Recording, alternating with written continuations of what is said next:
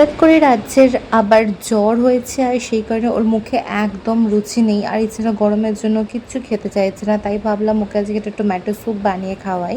তো সেখানে আমি দুখানা টমেটো নিয়ে নিয়েছি, মোটামুটি ছোটো সাইজের, একটু আদা আর কয়েক কোয়া রসুন নেব, আর নেব একটা পেঁয়াজ। তো ভালো করে ধুয়ে আমি টমেটো, আদা আর রসুনটাকে সেদ্ধ করে নিয়েছি।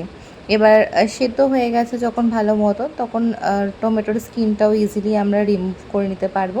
আর আমি 4 কোয়া মতন রসুন দিয়েছি এখানে।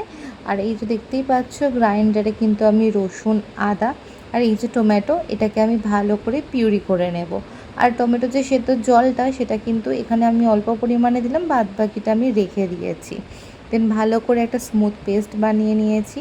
দেন আমি এখানে ফ্রাইং প্যানে একটু বেশ কিছুটা পরিমাণ বাটার অ্যাড করে দিয়েছি।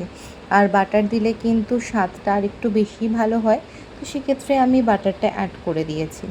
দেন এখানে আমি একটুখানি পেঁয়াজ ভালো করে চপ করে নিয়েছিলাম, সেটাকে আমি এবার একটু এখানে ফ্রাই করে নেব। যখন ভালো করে ফ্রাই হয়ে যাবে, তখন আমি ওই পিউরিটা, যেটা মিক্সিতে গ্রাইন্ড করে রেখেছিলাম, সেটা দিয়ে দিলাম। আর বাদ বাকি যে জলটা ছিল, যখন আমি সেদ্ধ করেছিলাম টমেটোটা, সেই জলটাকেও কিন্তু আমি অ্যাড করে দেব। দেন ভালো করে একটুখানি নাড়াচাড়া করে নেব। দেন নাড়াচাড়া করা হয়ে গেলে আমি কিন্তু এর মধ্যে একটু ব্ল্যাক পেপার অ্যাড করে দেব।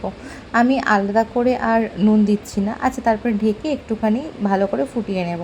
এখানে আমি কিন্তু একটু চিজও অ্যাড করে দিয়েছি, যাতে রাজ্যর, যেহেতু মুখে একদমই রুচি নেই, আর যাতে ভালো মতন প্রোটিনটাও পায়। এখানে আমি এই আমুলের বাটার আর এই চিজটাই ইউজ করেছি। এখানে স্যুপটা রেডি, গরম গরম এবার সার্ভ করা যেতে পারে।